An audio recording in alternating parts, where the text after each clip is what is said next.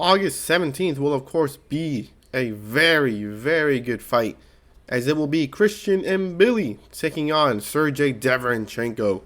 Now, of course, this is a very, very good fight, as the winner of this fight could very much well challenge for Canelo's now unified world titles, as both David Benavidez and David Morrell have moved up, so leaves a door wide open to Christian Mbilli, who is now ranked number 3 because of that, only behind Jaime Munguia, who already got his chance, and above Edgar Berlanga, who is getting his chance in this upcoming September. But speaking of the rankings, there's a bunch of undefeated fighters. That is interesting. Except Derevanchenko, he's just chilling there. So the super middleweight division will be in good hands after Canelo retires. But besides that, let's talk about the records. Sergey Derevanchenko, do not let his record fool you. Derevanchenko is 15-5 with 10 wins by way of knockout and no losses by way of knockout. Although he is 38, he is quite literally still in the elite of the division, especially moving up. It seems he fit right in. Now, of course, he does have 5 losses, but take all those losses with a bit of salt, a grain of salt. The first loss was a split decision loss to Daniel Jacobs for the vacant IBF middleweight championship. Yeah, split decision, so close to the world title. Then he lost a unanimous decision to Triple G, where many people thought he should have got the nod. Probably both of these fights, probably Derevanchenko probably might have gotten the nod. You never know.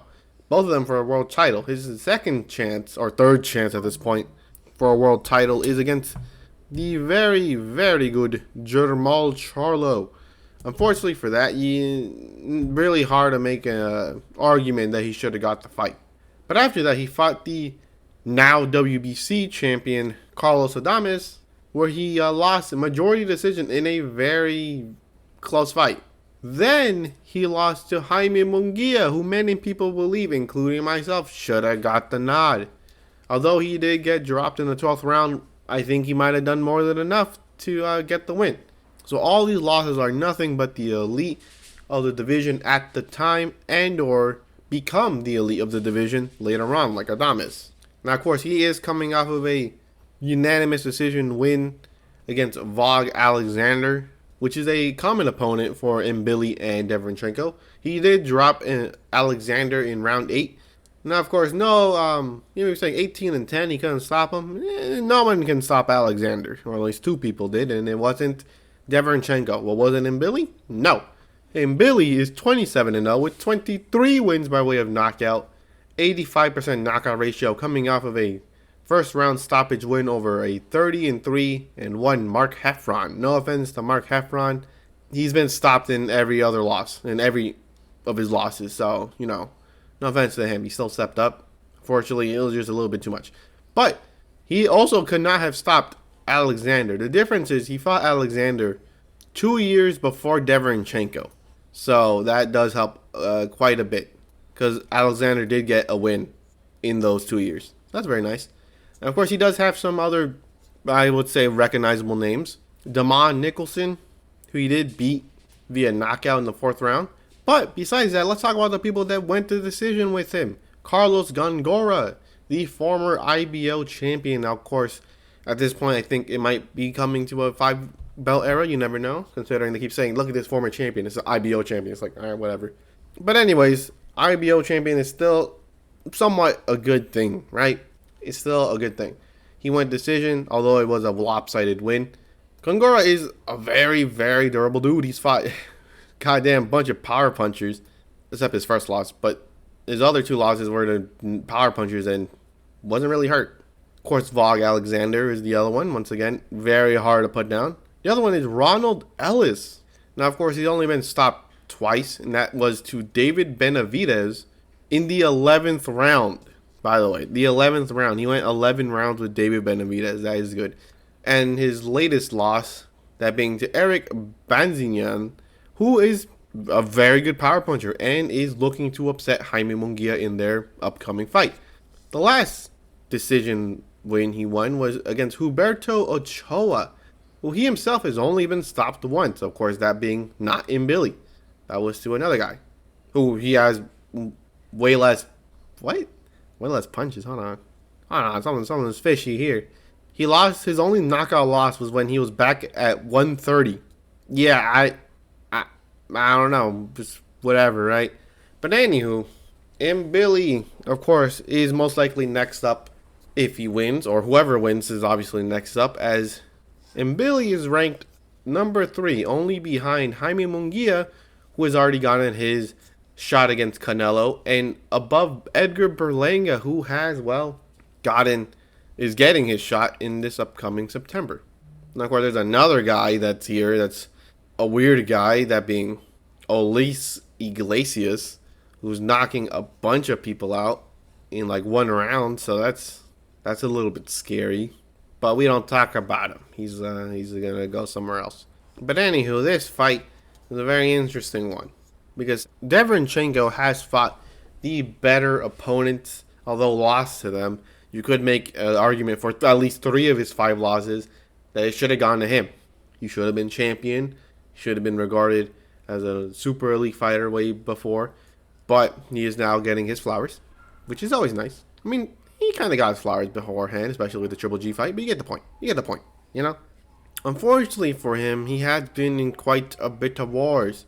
The Adames fight, the Triple G fight, the Jacobs fight, the Munguia fight, all have been somewhat wars and could put a lot of strain on the 38-year-old. But considering he was already old when he fought Munguia and damn near almost stopped him, he has a very good shot, especially at super middleweight. He has rejuvenated himself.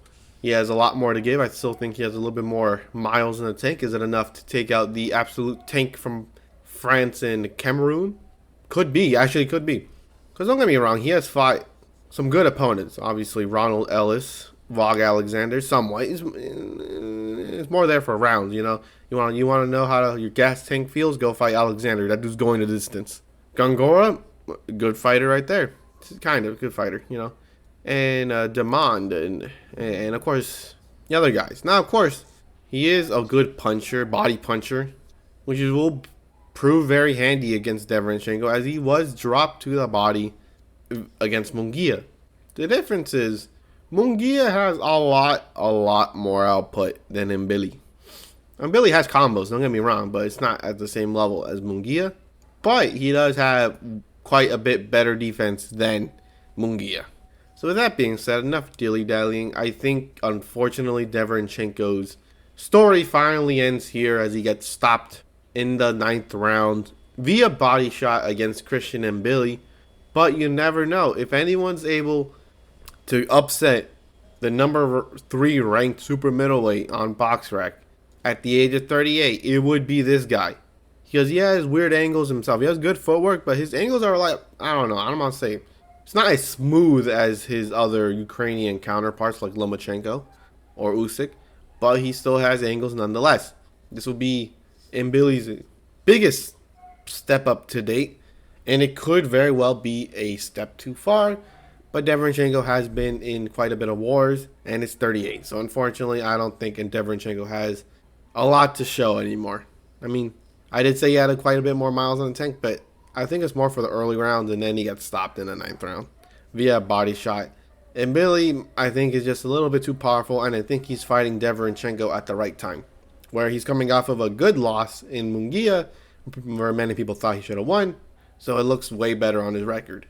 But with that being said, I got Mbilli 9th round body shot stoppage against Derevanchenko, but this is the guy. Derevanchenko's the guy to slip an angle and catch him clean. Because Mbilli has not fought someone with, well, he fought people with power. He fought people with power, but not people with power and the ability to catch him clean. That is what Derevanchenko can do.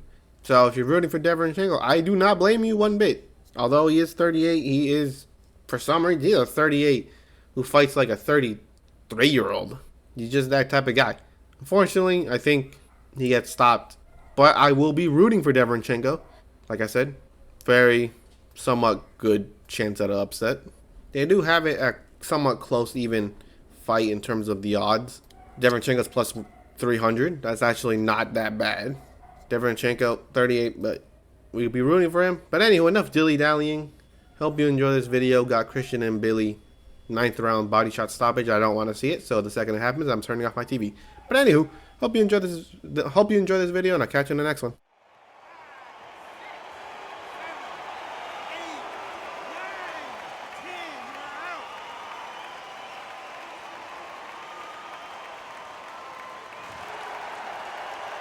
happened. You saw it here live. A knockout win. Congratulations. A knockout victory.